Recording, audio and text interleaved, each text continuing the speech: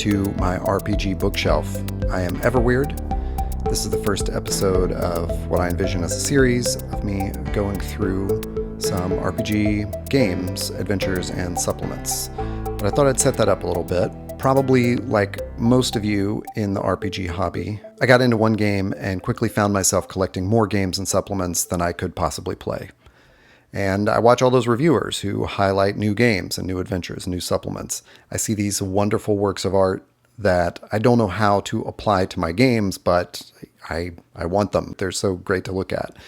Games are fun to collect, but what I really want to focus on is what can I use? So I had this idea to go through my RPG collection and talk about what I love, what I'm playing or have played, what keeps me from playing certain games, and how I use or could use a game or supplement, basically justifying why it still stays on my shelf. There's a thing that happens in RPG collecting where we're not only looking for what's appealing to us, but what we can practically run with our friends. As you start collecting stuff, you have to approach every new thing with a really critical eye. Do I want to spend time and money on a thing that I'll never be able to play? Is the artifact worth the space that it consumes for me? These are questions that I wrestle with every time I buy something new. I have the same problems most of us do. I can't play all the games and adventures I want to, and I also don't have unlimited space to continue acquiring them. So this series, this idea, is me taking a mindful look at my bookshelves, possibly pointing out some hidden gems, and figuring out what gives me joy and what has purpose. I really want to focus not on telling you what I think is good or bad, just what works for me. And from that, what's going to stay on my RPG bookshelf. In the room where I'm recording this, I literally have this shape of bookcase. And although it's not like a strict rule, what I would like to do is figure out what I can keep in here that like I'm actively referring to, playing, using, however that shakes out. Space is a limited thing, and reclaiming that space can be really empowering. Probably like a lot of collectors in this hobby, I have boxes stashed everywhere. I just have books piled in places in the closet. It's kind of a mess. So one of the outcomes of this exercise in going through my library really mindfully and figuring out what I can use, how I can use it, and telling you all of that is that I hope to reduce this to where this is the usable library of RPGs. I'm sure there will be some that I keep in the closet for storage that I just don't want to part with, but I'm also really hoping that I determine a whole lot of things that just are taking up space and that I have had for long enough that it's reasonable to assume I'm not going to use it in a game, and just make that decision to let it go. So welcome to my bookshelf. We're going to be going through all of these things here, plus a whole bunch that's in boxes and piles and all the aforementioned stacks. And I want to cover these bullets about everything to talk about it in its utility to me and my games. So for this first episode, I thought there was no better place to start than the old school essentials. And it's timely for a couple of reasons that I'll get to. But first I have to do a little bit of history of like what this is and what it means if you haven't seen other videos where I try to do that. I definitely don't want to try to present myself as a D&D historian. That wouldn't work. I'm not a historian. I haven't consistently played D&D through my life, so I don't know that I could accurately give a picture of how this came to be and what exactly its roots were. But I do know the bullet points. Old School Essentials, the classic fantasy tome, is a rewriting, a recompiling, and a better design of these two books from the 1970s that were known as the basic and expert rules for Dungeons & Dragons. D&D, if you can imagine sort of a timeline, there was an original D&D game that split into two separate lines. The basic line, which encapsulated these two, basic and expert, and then the advanced Dungeons & Dragons. And there's all sorts of reasons for why that split happened and who took control of them and the politics behind it, the royalties behind it, all that kind of stuff. What a lot of people found was that these two books contained everything they needed to play this game for a really long time and really enjoy it. These two books are really well written. If you can get your hands on the physical copies, it's just a fun artifact to have. Even if you can't get the physical copy, which I got mine through Noble Knight Games, this is not something I've owned all my life, you can easily get the PDFs from DriveThruRPG. They're worth a read, I think so. So what Basic and Expert presented was a limited version of the D&D rules. Class and race were intertwined in that if you played an elf, that was your class and your race. You could not be an elf thief, you were just an elf. There were some other limitations for how Basic and Expert ran as a game when contrasted to Advanced D&D. But what happened to this line was it got kind of cut short. There were plans to make a third volume, a companion set that might have increased the levels you went to, but that didn't happen. They ended up rewriting Basic and Expert, trying to continue that Basic Expert line, but expanding it so it was really just not only these rules, but a whole bunch of options that you could tag on. Those books that came out of the rewriting were books that I owned as a child. They look very similar, but you might have seen these before. They came in 2 box sets. The basic one, which had a DM rulebook and a player's manual, and then the expert one, which had an expert rulebook and contained the Isle of Dread adventure. This, in my opinion, and certainly in my experience as like trying to teach myself D&D as a child, was not really well written. I didn't understand it. I wasn't able to take it up. I wasn't able to explain it to friends or get friends interested, beyond making characters, drawing some dungeons up, thinking I kind of understood it, but not actually running the game. In this line, 3 more volumes were produced, a companion, a master, and a mortal, which took your characters all the way up to being immortal, godlike figures. And then all of that was compiled in the Rules Cyclopedia. I think this came out in 1990, 91, something like that. So if you've seen my actual play videos where I'm solo playing a mega dungeon, these are the rules I'm using because I'm trying to learn what I missed out on as a kid. But what this presented was, as you can tell, like a huge amount of options and just extra material. And what players who were interested in the classic game were finding out was they didn't need all those options. This gave them so much to start from, hack onto, and make rulings, not rules, which is one of the major tenets of the old school Renaissance, that it was enough. 8 or 9 years ago, Gavin Norman started collecting these rules into first what was called the BX Essentials, and then became Old School Essentials. Old School Essentials Classic Fantasy is these 2 books, written in an even more clear and referable way. As I've shown off in other videos, like there are these very clear tables. The end pages have procedures in them and just quick tables that you would need. They almost function as a DM screen where you can just quickly find out certain information. And every page inside is like that. Here's the Thief, which takes up a 2-page spread and just clearly details the progression of a thief and what sets that class apart from the others. So when I first started to think about making videos called the RPG Bookshelf and think about going through my books and taking a look at everything, I made some quick notes. I realized with Old School Essentials, there was a little bit more explaining to do than just this is BX D&D, that this is classic D&D. Because what Gavin Norman, the author here, quickly realized, I think to everyone's enjoyment, is that there were things like the class and race, the combined class and race, that a lot of players weren't comfortable with. They wanted to play a different class and a different race. They wanted access to some of those classes that were in Advanced Dungeons & Dragons that could easily be molded into the BX framework. So Old School Essentials, the company that makes this, Necrotic Gnome, Gavin Norman, created the Advanced Fantasy line. And for this one, because there was so much supplemental material added, they produced it as 2 different books. One for referees or GMs and one for players. So this contains all your character details, all the spells, all the procedures that you would need as a player, and this contains all the monsters, magic items, things like that you would need as a referee. There's a lot more to these books than just the classic fantasy.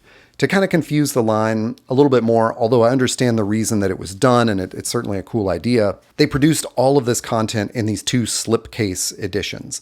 So one slipcase had all of this information divided up into, I think, 5 different books. So you could pull out just the characters book, just the spells book, just the monsters book, things like that. And then everything that was added in Advanced Fantasy was in another slipcase of 5 different books. This made it kind of a fun thing to have at the table because you could pass that around so that the game master could control, the referee could control, the monsters books, and the players had access to the spells and characters and things like that. And you just had these quick reference things. You can see by having 2 different advanced books, a classic book, and then these slipcase editions, people new to the system were often overwhelmed with choices. Well, that's what makes this a timely video to start off with as I talk about my RPG bookshelf. I originally, when I made these notes and said, hey, I want to talk about OSE, my notes were compare the 2 editions and then give this advice. You know what? I would not buy Advanced Fantasy. That was my original advice.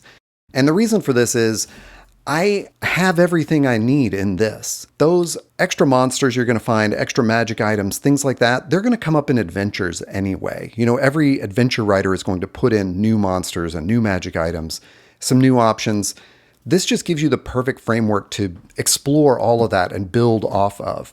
So to me, this was not as essential. I have them. I bought them in a sale that Exalted Funeral did, just to kind of put them on my shelf. I thought, well, this would be good. Let me just kind of round out the collection. But I can tell you, even when I did that, I felt sort of like, when am I going to get to this? In my videos, as I play through the Gunderholfen Mega Dungeon, you've probably seen me refer to one of these when I'm looking for a spell or I'm looking for a monster or something that I don't have all the details on that I might want. But more often than not, I don't need them. So I would have told you 2 weeks ago, I would have said, skip Advanced Fantasy, just buy Classic Fantasy. I like Classic Fantasy so much that I bought another copy just to call my table copy that I could keep on the table at my in-person games so that players had something to refer to. So then late October news came, which is that next year, 2026, Old School Essentials turns 7 years old. And they are going to update it. They're going to clarify some errata, just make the normal sort of changes you would make as you're publishing, not a new edition or version or anything like that, but just an update to the current line. But what they're doing is getting rid of Classic Fantasy. Because all of this is contained in this, because people who are interested are confused by the different versions and the different packagings of it, they're going to align around a coherent strategy here, I guess you would call it. And they're just going to have Advanced Fantasy, Player's Tome, and Referee's Tome.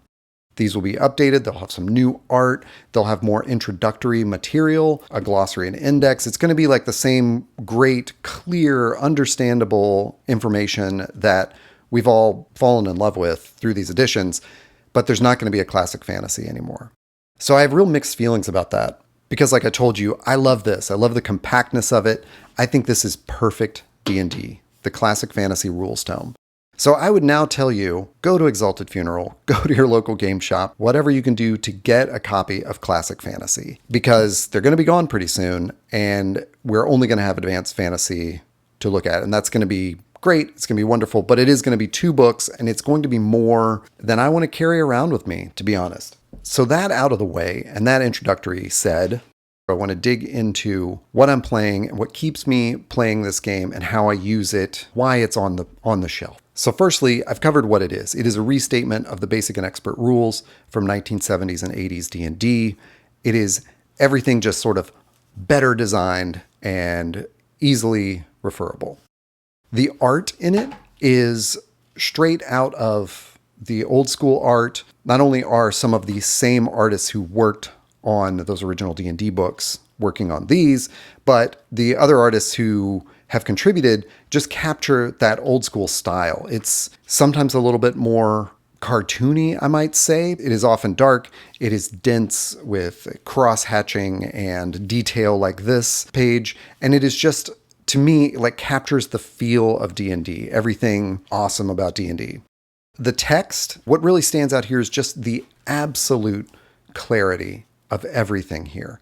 As you know, every RPG book is going to start with that character creation scenario. You can't get any more clear than this with these highlighted numbered steps, very concise instructions on how to follow through with the step and just how to build the character. Something that I didn't get when I was struggling with those Beckme books as a kid. And even when I went back in and got Basic Expert, I don't know that it was as clearly explained to me as like, here's how you're going to create a character as Gavin Norman has done in Old School Essentials. There is the openness, which is a really important factor for me when I think about an RPG or a supplement to one, which is how well can I take an idea from this and put it into another RPG or put it into my game? I really need that openness. And Old School Essentials excels at that.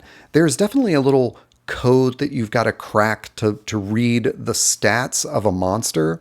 But once you do, and once you kind of understand the hit dice system, for example, this werewolf has 4 hit dice, which is basically 4d8 of hit points. This is so portable to almost any game I play. I could take this werewolf and drop it into Merkborg and just have it work with very few optimizations or, having to worry about that conversion. I could take this book to a Merkborg table and just run any of the monsters from it, run any of the treasure from it. It is that open where it's going to slide in and out of any other old school game just perfectly.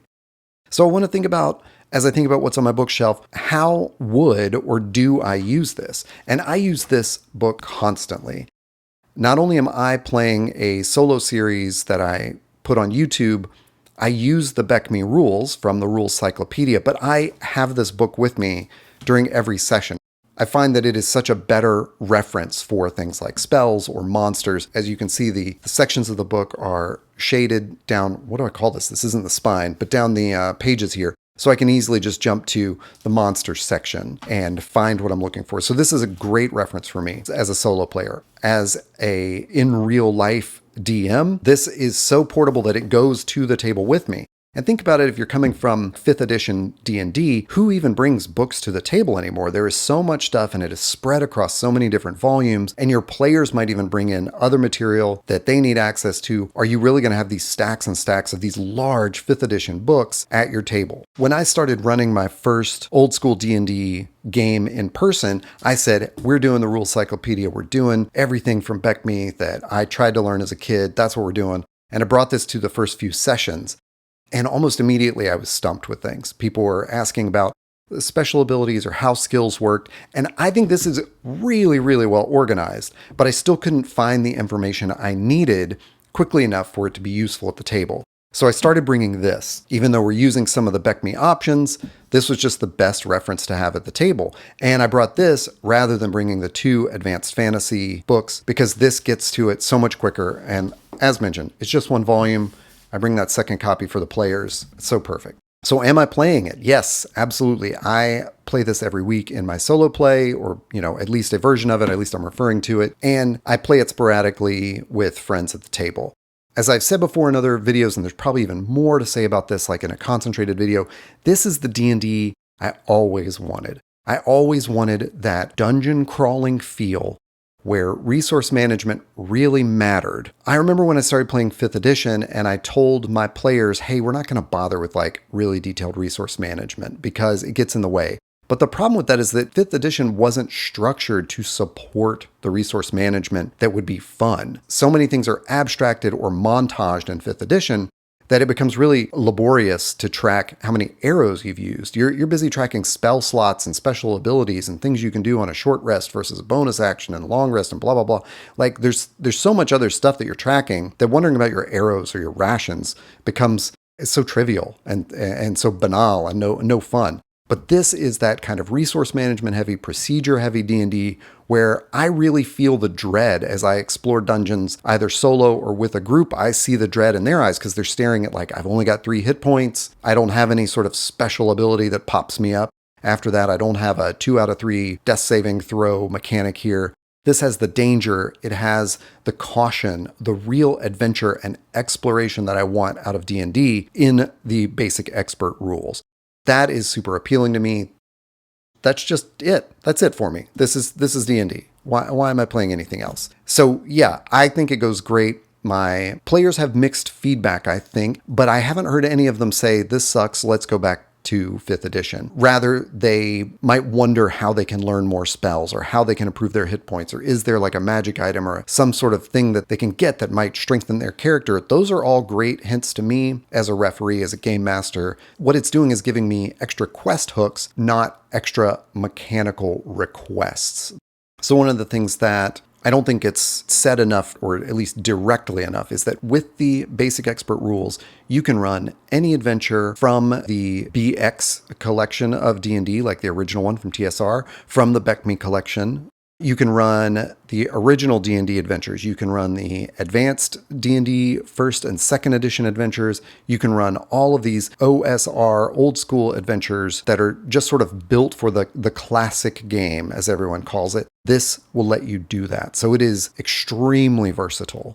Once you get those procedures in your head about how to do a wilderness crawl, how to do a dungeon crawl, how all of combat works, that is just so portable across old school games that I think it's going to improve all of your games. Would I keep this in my collection? Absolutely. This is number one. Even if I found a perfect system that could replace this, I would keep this book just for the inspiration it provides and for all the tables, all the guidance it also provides around creating adventures and running them. And certainly for those procedures, I think it's absolutely invaluable. Everyone should own this. As I mentioned, next year your options will be a little bit reduced to just buying the advanced fantasy tomes, but I don't think that's a bad thing. This is going to give you that same feel and that same versatility where you can run any BX, BECME, AD&D, OD&D, all those adventures you can run with these books. And they're just going to be updated with some new art and some new guidance, and I think it's going to be a wonderful thing. But if you have the chance, pick this one up. Grab Classic Fantasy. Thanks for joining me. Thanks for looking at my RPG bookshelf. I am everweird, and you can find me playing the Gunderholfen Mega Dungeon on YouTube using the BECME D&D rules from the 1980s and 90s. And you can also find the Gunderholfen Delve, which is called Dungeoneering Done Dirt Cheap, on all your podcast apps, and you can find RPG Bookshelf on all podcast apps as well if you prefer listening versus looking. So thanks very much, and I'll see you soon.